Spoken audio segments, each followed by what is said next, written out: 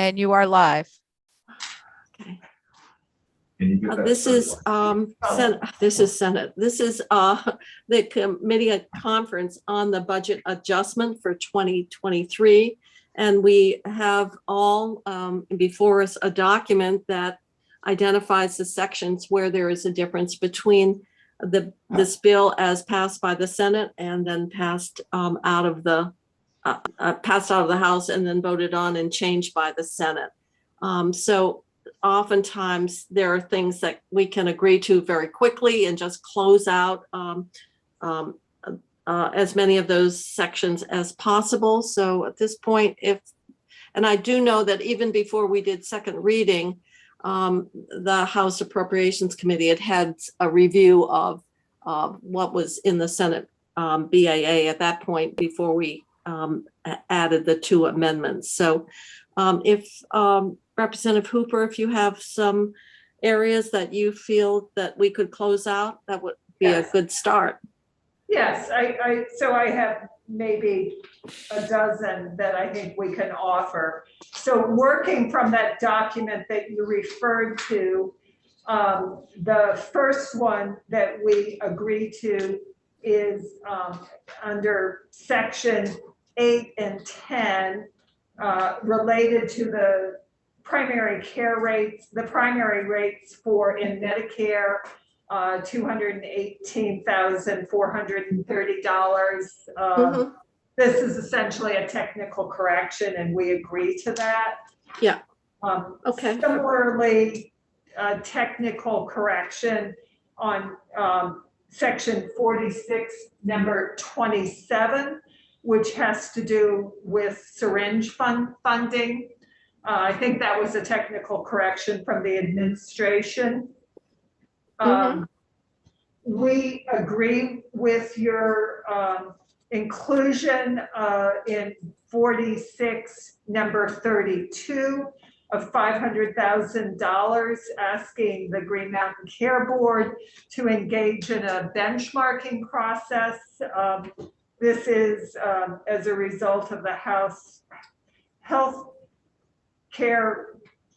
Review. Oh, HROC. I always HROC. Yeah, HROC suggestion. Health Reform Oversight. Reform, yes. Health Reform Oversight Committee.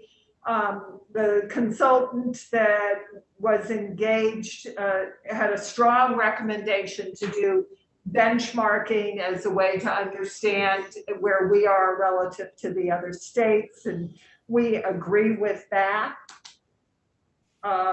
In section 52, you pulled out the $50 million that we reserved for the pension, and we understand that you are going to appropriate that in the pension bill along with the other 150, so we agree with that. We agree with your language under section 54 and 54A related to the general assistance program and the emergency housing or the transitional housing that we're now providing there. I would note a technical correction to your language. You say that this is effective in August, and it should be in September. I think that was just a typo, and I see Ms. Barrett has turned her screen on, and maybe she can explain. It's actually already corrected. It got corrected in a floor amendment. I just think the Adams letter didn't pick it up. Yeah, I was going to say Okay. we identified that and corrected it. Okay, so you caught the date. We agree to the language, and I'd like to thank all of the people who worked so hard to find a solution to this.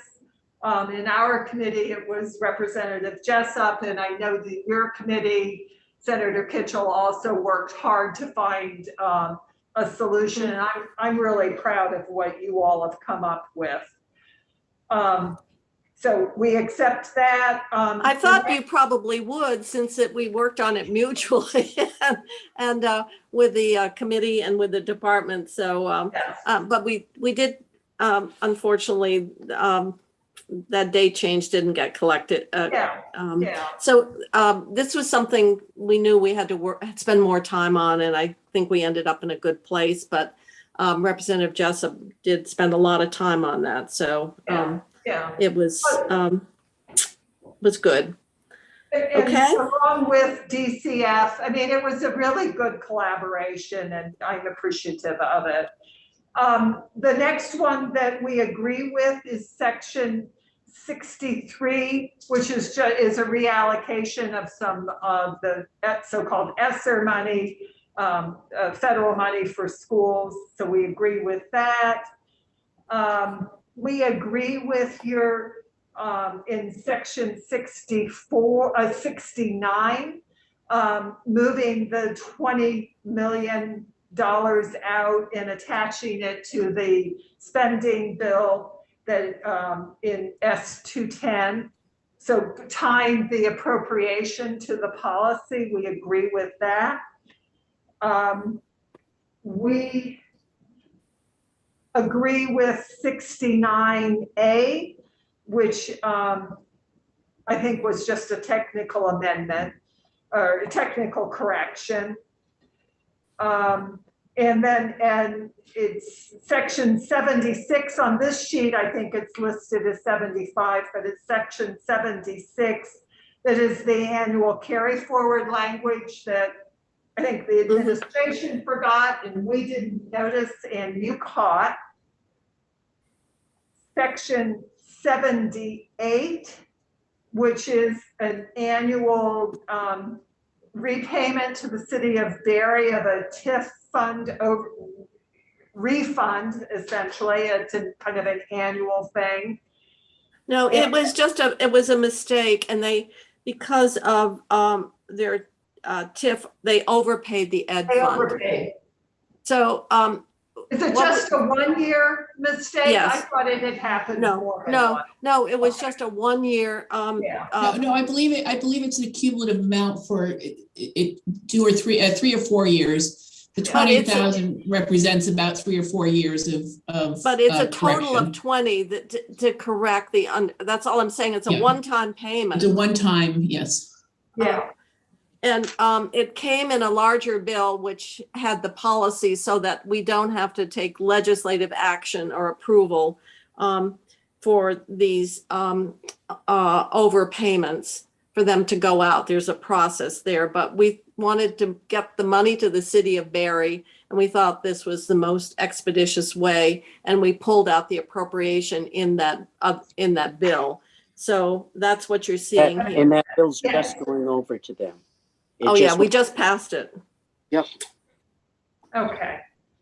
So we agree with that. And then the last one of agreement is section 79, where I got in FY23, there is a proposal to increase the administrative rate for the so-called Mileage Smart program from 10 to 15%. And you are moving that forward in time a little bit.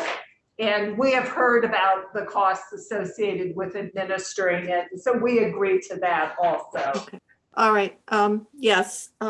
Thank you. That came out of because I'm on Senate Transportation, and because of just the market and the number of incentives that they were actually, Capstone was having to subsidize the program, and this was a request that we got from them. So I'm sure they'll be very happy about that.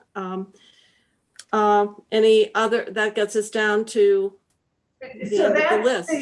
That's the end of the easy ones and all we had to offer today. I do have a couple of questions though. Well, could I ask you one thing, Representative Hooper?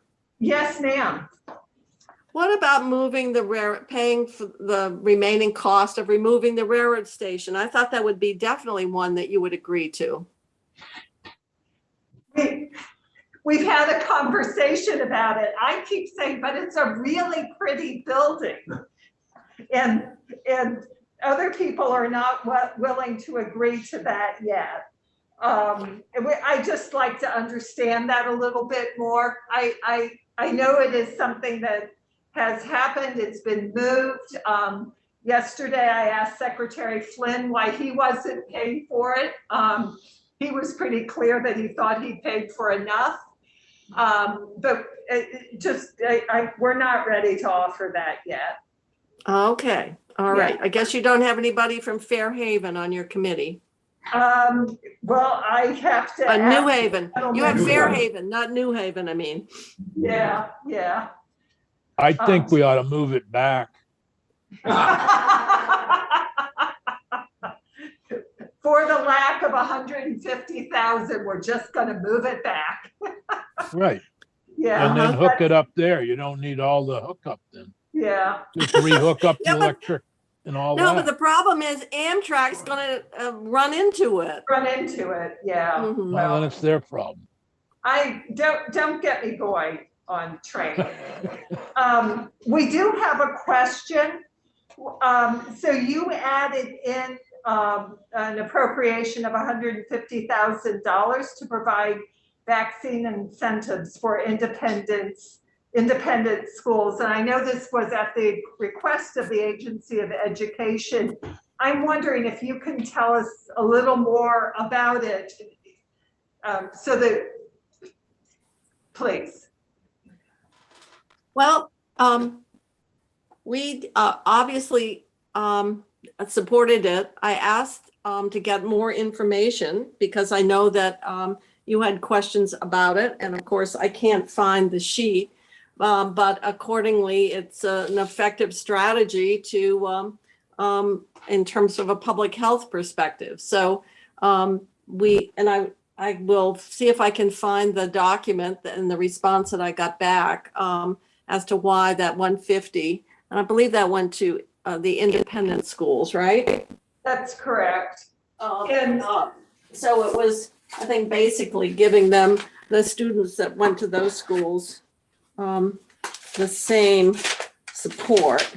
And maybe I can find it easily. If I can't, I will see if I can share it. But it came from Adam Gresham because I raised the question, and maybe he can answer it since he's right here, because I think there was some concern about what the money could be used for and whether it appeared to be somewhat frivolous in its potential use. And So, I Madam Chair, don't know if you can find the email you sent me here. I see that we have Commissioner Gresham available. So you got it right, Madam Chair. It is for independent schools to take advantage of the vaccination incentive program that the Agency of Education is running. They did not qualify for ESSER funds, and so this is to give them the same shot at trying to boost the number of kids in their schools that are vaccinated. They apply for the grant based on various metrics that they achieve, and the agency then gives out the grants. So that was the idea behind it, and that they're doing the same program for the public schools. The independent schools did not have access to that funding source, so they're asking for a different funding source. Thank you. So You're welcome. as you know, this request came into our committee the day before, 2 days before we voted the bill out of our committee. And my recollection of the inquiries that we made were that after vaccine rates have been accomplished, that these funds will be made available to the schools for celebratory parties and things of that nature. And it does say to celebrate, so I guess that might be the connection, Representative Hooper. Yeah. Right. The guidelines or this, I don't know if I call them official guidelines, but suggestions are from the Federal Department of Education too. And they were desirous of leaving it to schools how they wanted to reward students. The intention is not to put up keggers for students.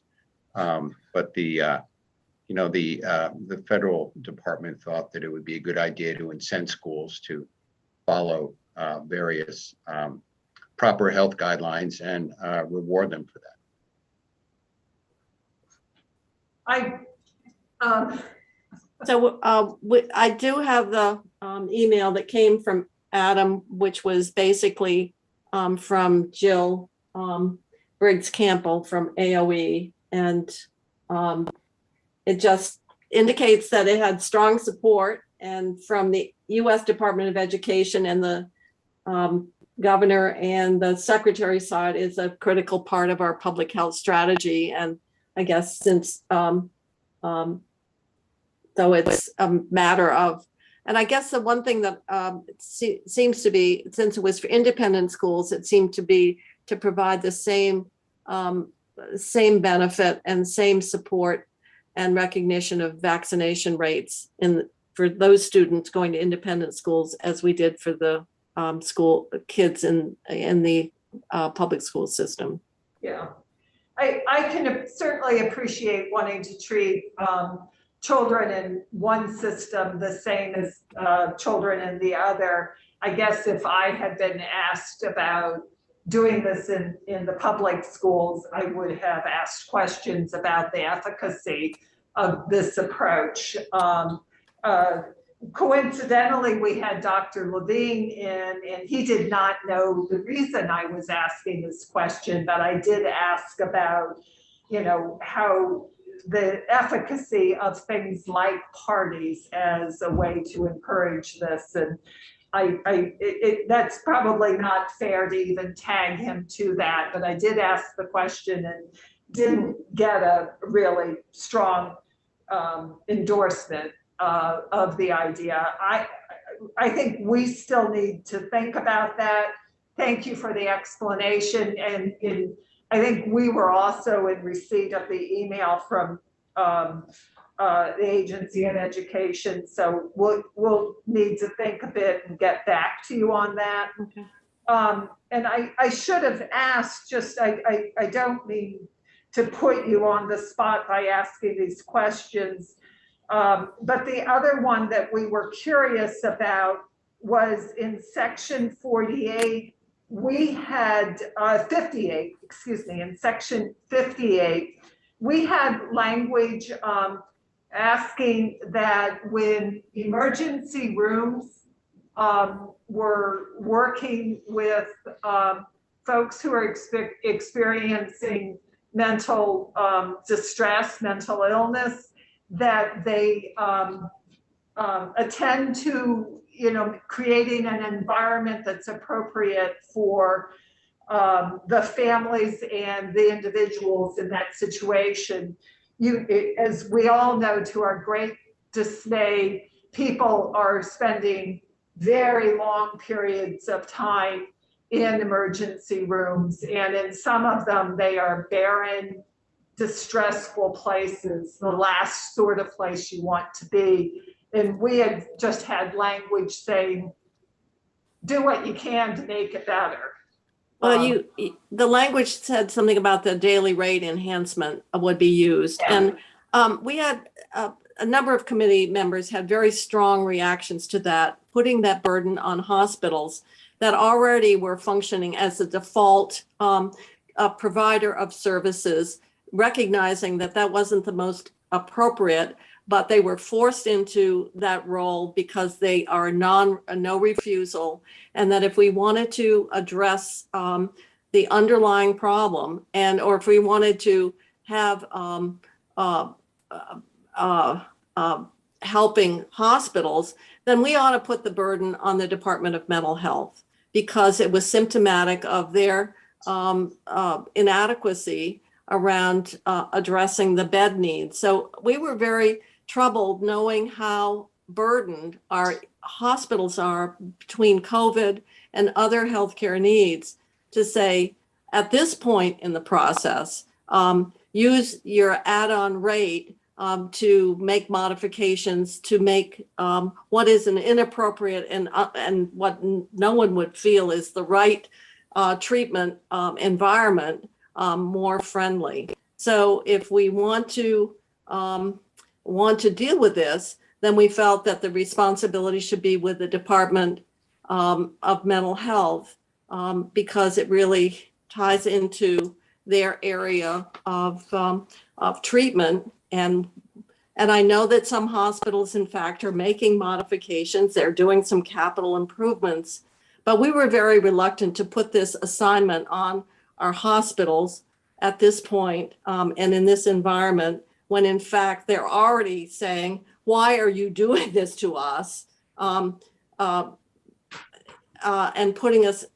forcing us into this role, because we simply we cannot refuse to provide treatment, and then say, and by the way, we're giving you this role that is difficult at best, and then adding this assignment on top of it. So that was really the response that, and committee members, Senator Sears, Senator Westman, if I'm not doing No, justice to you're the committee absolutely- discussion. You're absolutely accurate. This came up while I was in the midst of dealing with my local hospital, having to house juveniles who would have otherwise been in Newbury or Woodside, and had extreme mental crises. And the hospital was being the institutional last resort because Brattleboro Retreat was closed due to COVID, closed for admissions due to COVID. And so this just seemed to us, if we're going to help our hospitals, then they actually needed more security. They had several nurses assaulted by kids. And so I just saw this as going against what I was already experiencing down at Southwest and trying to work with them on that. Luckily, the Department of Mental Health and the Department of Children and Families have stepped up to help, but kids are still there because of lack of alternatives.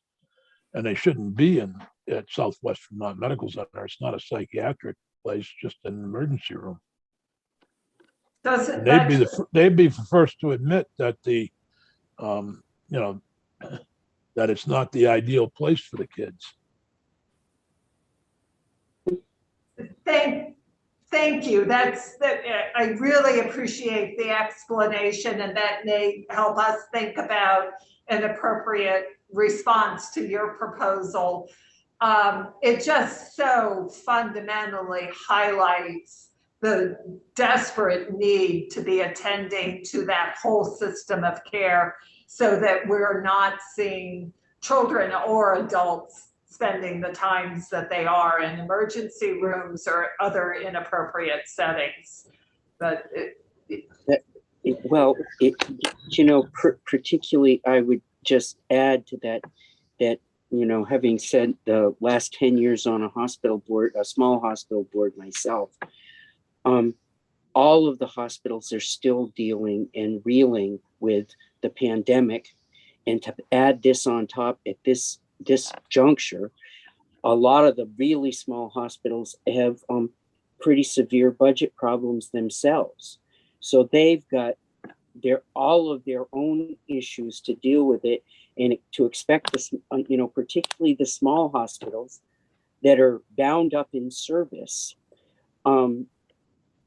We never in the northwest part of the state had any emergency room turn any people away. We've turned requests away at Copley to Northwest that has their emergency room has been full. The emergency room at the medical center in Burlington has been more than full and not taking patients, so that the hospitals are in distress themselves. So to put another requirement on them seems really difficult to do at this time. And Representative Hooper, I just want to pick up, obviously, I believe, have a mutual concern about the condition of our mental health delivery system, and the fact that for too many years, really since the flooding of the state hospital, our hospitals have been the default and the emergency rooms. And we've heard very compelling testimony around the state about the impact this has had on the hospitals.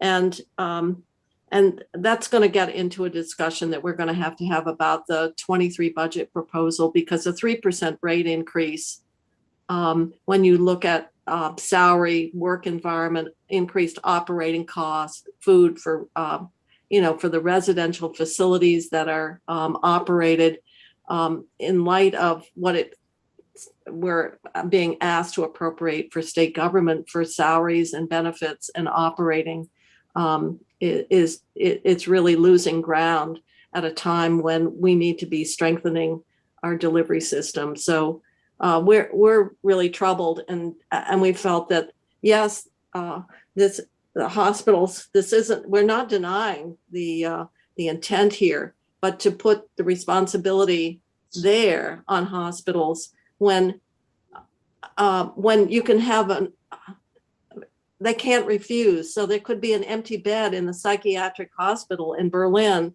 and that patient can be refused because it would not be, and it's permitted, and it happens that that patient would not mix and would be to the detriment of other patients in the psychiatric hospital. But so there could be an empty bed there, and they say, but this patient we're not accepting. But the local hospital doesn't have the ability to do that. And so we're deeply troubled by this, but we're don't think that the response should be to ask the local hospitals that have been thrust into a role that is very hard for them, and we know it is, to put this assignment on them. So if we want to flip it and say mental health, you have to take some leadership here, then we're more than willing to discuss it. But I think you've got a sense of why it really precipitated a much larger discussion. Thank you. I really do appreciate your thoughts on this. We hadn't had that perspective.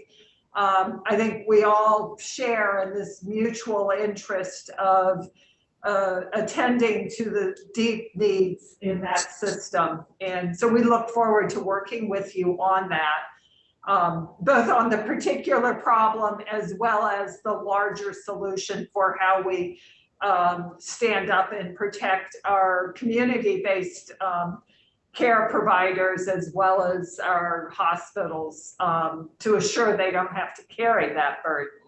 Mm-hmm. And so we see it as part of that larger discussion that we're going to have in the 23 budget context. Okay, so that we've told you the easy ones we had, and then my two questions.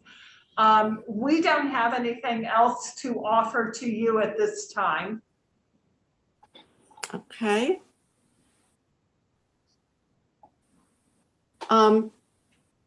Then we're going to have some more discussion, or you may want more testimony on certain areas. And I know that certainly Stephanie is available for that.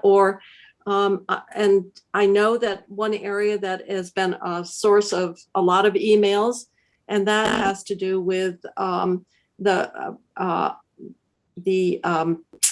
recruitment and retention appropriation, and how that is administered. I think I sent you a brief email that I had sent someone else regarding our thinking behind that. So I do just want to say very clearly that we ran into, the minute you started creating who was in, we started getting emails from different provider groups saying they felt that they had just as much a need. And so we created a larger universe, but we used an approach. This wasn't a hazard pay, and in terms of everybody, when those agencies would get money or get a retention bonus, but really to do it based on a needs-based approval, because we know that different providers may be able to get some assistance in other ways and others would not. So we felt rather than saying you're in or you're out made the application universe larger, but felt that it would have to be allocated based on where the need was the greatest, since even within the name providers that were included in the house, there would be tremendous variation in terms of the circumstances that existed. And the other was also feeling that if you got a 50% vacancy rate, you might need some help with recruitment or a recruitment bonus. So we wanted to keep that two-prong approach. So that's just our thinking behind that, as well as you need to hear from Stephanie, because she worked out with the funding, because some of what was the way it was constructed, there were some funding problems that needed to be resolved.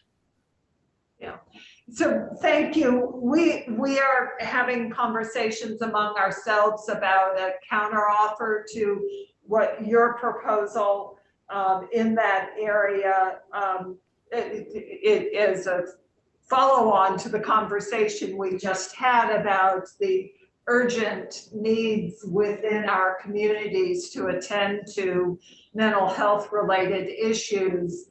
Our preference would be to focus on that community of people, as well as the others that we identified who have been clearly at a disadvantage in terms of their access to revenue and ability to provide service as a result.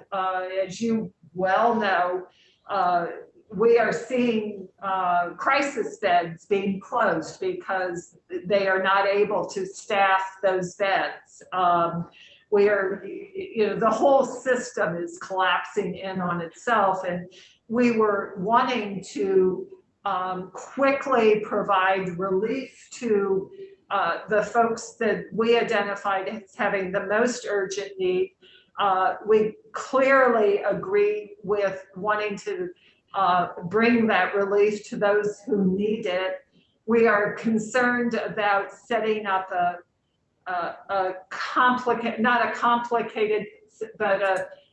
we don't want to make this hard. We want to be able to get this money out the door rapidly to the entities that need it. As I think I've described before, we built this thought on exactly what the administration did for the Vermont Veterans Home and the psychiatric care facility, trying to kind of bring that relief that they felt was appropriate for those two entities, given what they're seeing, to community organizations who have similar staffing problems. And so that was our concept. We understand yours, and we'll make a counter offer. I'm not sure if we'll have it together by tomorrow, though. Okay. Well, Senator Sears. Yeah, I just want to say that from my perspective, you built on what the governor had done, and we really built on your good work. We just tried to expand who was eligible. All of these groups are in dire straits in terms of getting people to work. The place I used to work at has now got traveling nurses helping the staff because they don't have the workers, and people are working double shifts and so forth. So I hope you'll realize that we really built on your good work. I don't think this is a matter of, gosh, we had a different construct.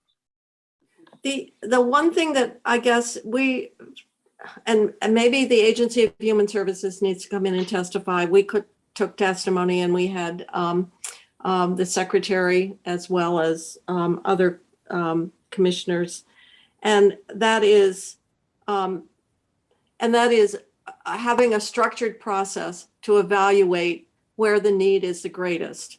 And if the people that are talking and we're referencing, if that is in fact the greatest need, if that application process has integrity, then that process will allocate the funds in the very way that we're talking about, where we want them directed. But we didn't think we were the best people to establish that criteria, that particular provider group was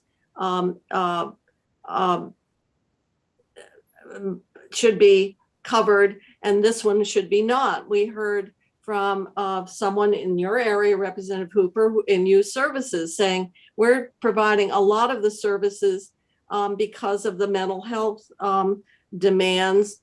And, you know, it was hard to say, well, we don't want to include you because we don't know what the need is there. And yet it's serving a similar population. So we got into that as a result, probably because, you know, as people are reading the BAA as you passed it, are saying, but wait a minute, we feel our need is compelling and we ought to have it considered. So that's where we got into the real problem. And then we said, maybe the better thing to do is have a structure by which and make it simple, but we can objectively determine where the need and the response is the greatest. And I know many people are saying, well, that dilutes it. Well, it doesn't necessarily dilute it. It makes it more strategic. And it might mean if you had a 10% vacancy rate, the response is not, your need is not as great as where you've got a 40 or 50% vacancy rate. So we just felt we didn't want to venture into saying, well, you're in and you're not, because we didn't feel we could, in all fairness and in an objective way, make that determination. And so the more people reading the universe came forward, and we just felt we couldn't make those decisions. And feeling that we would get to the same place if we had a process where the money was allocated based on demonstrated need. And even within, say, the designated agencies, there may be some variation in terms of the need, in terms of which ones are really suffering the greatest. And it may have some regionality. I don't know. So we were like thrust into an area like, how do we make these judgments? I absolutely understand that perspective. And one of the concepts that we had is looking at the access to revenue. And many, all of what was kind of in our universe was, Medicaid-based payers. So doesn't have the ability to have private insurance or Medicare revenue that they can bring in and have an ability to, they have other ways to solve their problems. And our universe was somewhat smaller and in a more exclusive group of people. Let us be, we're hearing your concerns. Yeah, well, then we can build that into the criteria. Are there other ways in which the funding need can be addressed? So, and then our other concern and what we liked was giving employers a lot of flexibility in how they would, that they would have a certain pot of money available to them, but flexibility in how they would deploy it. As you know, again, they've all responded differently in terms of how they are managing their workforce now, and we didn't want to be too prescriptive on how they would do that work. So we think it's very important to give the employer groups a great deal of flexibility in managing, once they've been selected or they do receive these funds, in figuring out who should receive what within their organizations. And you felt we were not giving that flexibility. You were a little more prescriptive than we were. Well, we know the year definitely needs to be changed, and that, on the other hand, to say we're going to give you a retention benefit, no strings attached, and you can leave 2 weeks later, we don't see as a retention bonus, a benefit, a retention payment. So whether we're talking about a quarter, we acknowledge the year was problematic and would be amenable to looking at something that is shorter, but to say you get a payment and there's no obligation, then it's not a retention payment at all, because you're not retaining the worker. Yeah. And that's the reason we were interested in giving the employer the flexibility to decide how to accomplish that, trusting them to figure out the best way to target those funds and to accomplish the same goal. So let us work on an idea and so that you can react to something in writing. And there's no doubt in my mind that we have the same goal, and we'll just keep perfecting it. Well, you may want to take some testimony from the agency, because some of the way it was written, they said it couldn't be administered. And part of some providers do have different, they might get Medicaid and in different ways. So, for example, some of the choices for care providers might get payments in other ways. And I'm talking about under Medicaid for different populations. And a provider isn't going to know necessarily. So that kind of work can be done behind the scenes in terms of knowing and how to leverage the money in the best way possible. So that was another concern that got raised in terms of the fact if you've got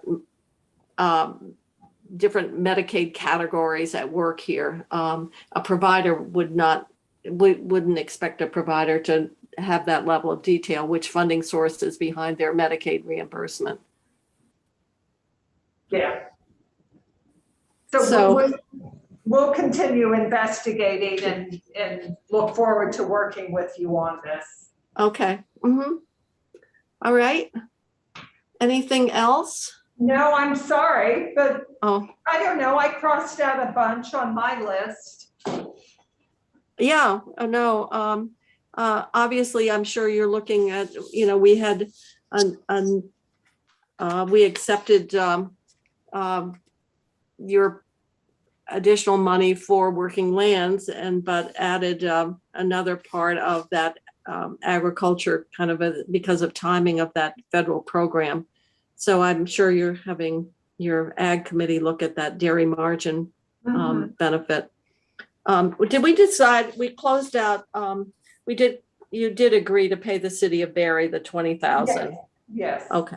All right. I just didn't cross it out.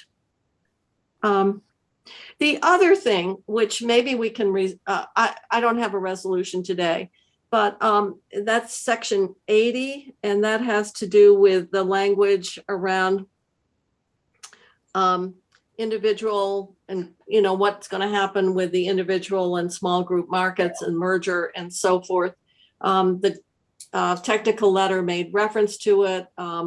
The Green Mountain Care Board, Kevin Mullen has said it needs to be changed. I think our finance committee was responding to a request that came in from Blue Cross Blue Shield to keep that option open. And so I guess we're going to have to try to figure out what we want to do. We added it at the request because of timing. So I've asked Senator Cummings to revisit that. I don't know if you've got an opinion on that at this point. Just wanted to let you know. And the other, which we are just struggling to understand, and that's the CTE. It appears that the three independents want to have not only a percentage of an allocation, but want to have their add-ons. We had said we wanted to treat everybody alike in terms of reduced enrollment. Because theoretically, the non-independents could have gotten the ESSER money, but in reality, they didn't. So financially, most of them ended up in the same spot as the independents. And now, and then reference is being made to your education committee being supportive of money to all the CTEs, and so we're trying to figure that out, and get some more information from the Agency of Education in terms of how we should approach financial support to the CTEs. So it has been very hard to figure it out, but it seems like what those three centers were saying, they wanted their share of the 1.5 as proposed by the governor, plus those other payments, the ones that you put in the budget adjustment. Right. So it has been disappointing how hard it is to get clear information on what has happened for the CTEs, as well as what information so that we can decide what should happen. I have been told that we've received a recommendation from the Agency of Education that is suggesting how to divide a pot of money out over all of them. I'm having a hard time understanding why we would do that if some of them have already received money. So why are they getting additional, the ones who've already received money? So that doesn't make sense to me. So I would like to go to providing funding that to the ones who have not received it, and do it based on some sort of logical, give me a calculation for how to work it out. And well, the dilemma is that some of them did get money, but it was for very specific expenditure, as opposed to helping them with the operating costs relative to the reduced revenue, because they had fewer students because they couldn't enroll, they couldn't recruit. So yes, we looked at the list, and some got some money, like 30,000, or there was differing amounts, but it was for a specific purpose, as opposed to the fact that their operating costs remain fixed costs,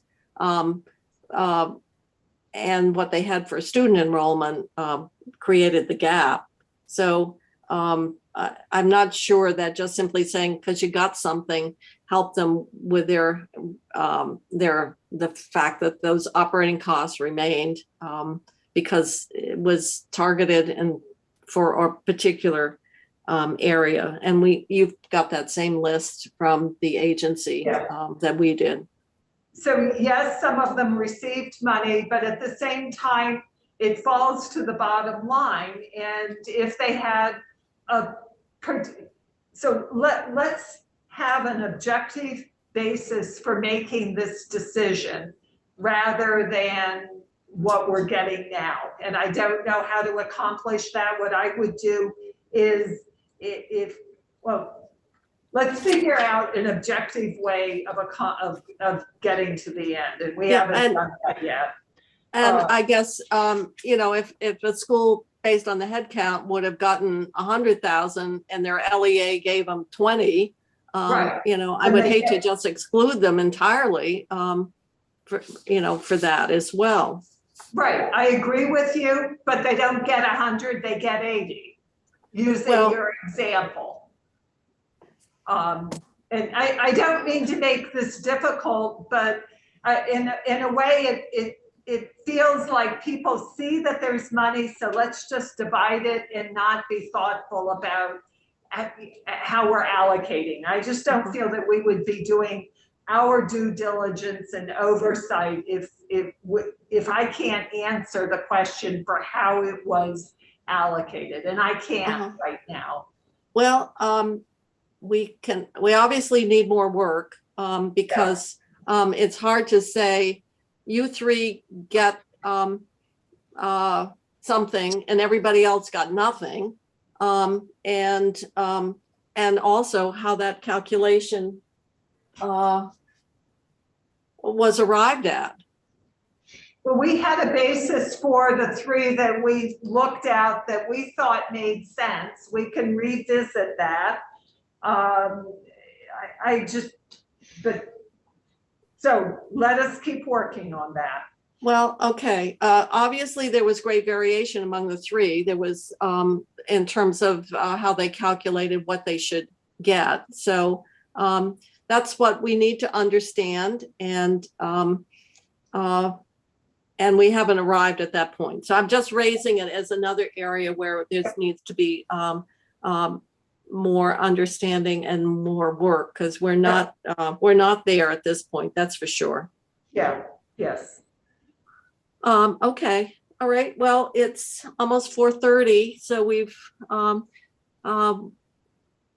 got and the only other thing, I guess, too, which we had, and that was we had moved out from the governor's proposed the match because of timing for ACCD. So that was the other thing that came up late in the process. Yeah, and we have not taken testimony on that, and so certainly aren't there yet. And actually, with that one, as well as your the separate independent small group markets, is that something that we could put in the both of those put in the 23 bill if we agree to it in the C section? No, because the match for those grants, the big bill is too late to do it. Even Yes. if we do the C section and ready. No, I think we're really pushing. I think it's an April deadline. Okay. Well, we have not taken testimony on that. That was part of the 23 bill. It was. Yeah. It was part of the 23, and we had no expectations of moving it forward, but we got additional information, and it was confirmed by Commissioner Goldstein that the big bill posed it was too late for the to know what the match would be available for these grants. So that's why we accelerated it. It was a request of our Economic Development Committee to do that simply because upon further information, it was discovered that the timing of the big bill was not going to work relative to the deadline for the grants applications. So we'll need to do more research. And Senator, what I have to say is that I'm becoming deeply concerned about 23 and our ability to meet the needs that we're seeing there, and am trying to be very defensive of our ability to have the resources that we need, both of us, both sides want for the 23 budget. And I'm worrying about using up those resources. I know that's $1 million, but $1 million here, $1 million there. And we need to also have a conversation about debt. We paid a little bit of debt in the BAA, and you have proposed paying off more debt as well as doing the callable bonds. Right. And I understand the structure that you set up there. I am just not sure that I'm rethinking the debt that we agreed to pay, that the governor proposed, because of my concern about having resources available to us and being able to make not being constrained in the decisions we'll make on 23 because we spent 30 or 40 million paying off debt and the callable bonds. Well, of course, the callable bonds, well, you know, the interplay with the capital bill as Yeah. well. And, you know, those bonds are old, so I don't know. Probably we paid off the interest. You know, the interest was probably quite small now because you pay most of the interest up front. Okay. So you know, the capital bill assumes those bonds are paid and uses, as I understand it from joint fiscal, $6 million of those savings are built into the capital bill Yes. proposal. Yes, and as you also know, there are other assumptions with this governor's proposal to go to the cash account for managing the capital bill going forward. I think there are many conversations that need to happen before we say this is a good idea. And, you know, the paying the 20 million on the bonds is the beginning of that process when we haven't had the full conversation about it. Do we agree to do this? Is it a good idea? You know, we are two of the committees that love to be good conservative financial managers and love paying off debt or bonds, but it also constrains our ability to do other work if we take those steps. And that's what I want to pay attention to. And then I would note that while we don't own the obligation for the general obligation bonds associated with the capital, with our capital bill, in the housing world, there are bonds that exist there.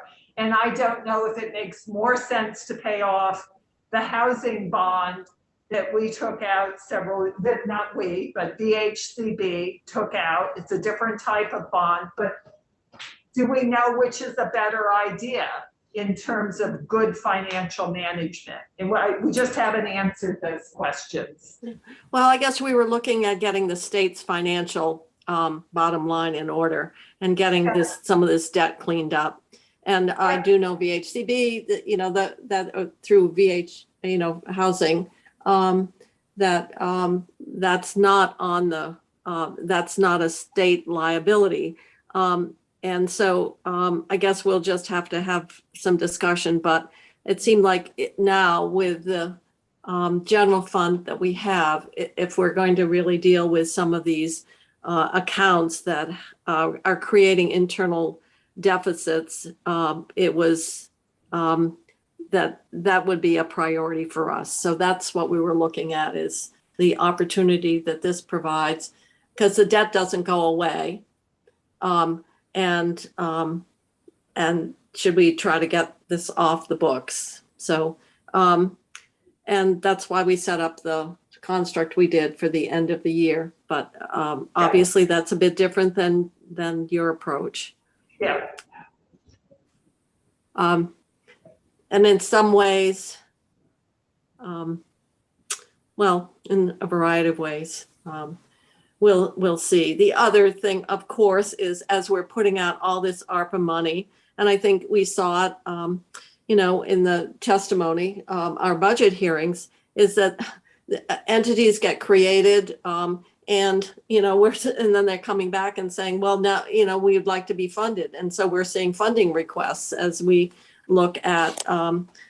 So we need to be cautious in 23, because what people and an example of that is the request that we had from the Downtown Alliance, which was almost $500,000. And obviously downtowns, in our effort to rehabilitate and get them vibrant again, has been a priority. But now we're getting the entities that get created in the municipalities to do that then are coming back and then saying, well, we'd like to be funded. So I think this is going to be part of our larger discussion as we're looking at what we appropriate in 23 and what gets created. And then once it's created, the potential of requests back to be funded on an ongoing basis. Yeah. We agree with you that we really need to be careful in that way. And that is part of our rationale for wanting to try to maintain maximum flexibility with dollars going into 23. Oh, So our caution around paying off debt and the bonds now, rather than having the fulsomeness of looking at the 23 budget and thinking about those priorities. yeah, well, maybe some of that was driven by the governor's thinking that if you get this paid off, it'll be favorable to bond, to Wall Street. I think probably getting our pensions and our healthcare coverage liabilities, a plan in place will, probably have greater influence on Wall Street. If we're talking about that $2 billion impact on underfunding of healthcare benefits. So we can talk about the timing, but certainly see that now is the time to try to get as much of our debts and get our fiscal house and areas of underfunding addressed. So I guess we can probably call it a day at this point. Okay, thank you. Thank you. I hope you're enjoying your digs. It looks quite nice. We enjoy your digs very much. Thank Yeah. you. What happens March 8th when we return, huh? We'll probably have to start eviction proceedings, huh? Well, you may not find your chairs. They may have disappeared. Oh, you like them? We like Yeah, I your like them. chairs. Yeah. Oh, I don't like your desk No. though, because we can't get our knees underneath No, it. I can't. How do you sit here? I don't know. We deal with, I guess we deal with it because we have to. Yeah. But you're right. If you want to cross your legs or something, there's not, you have to swing out, Mary. Yeah. So at this point, I think we've finished our work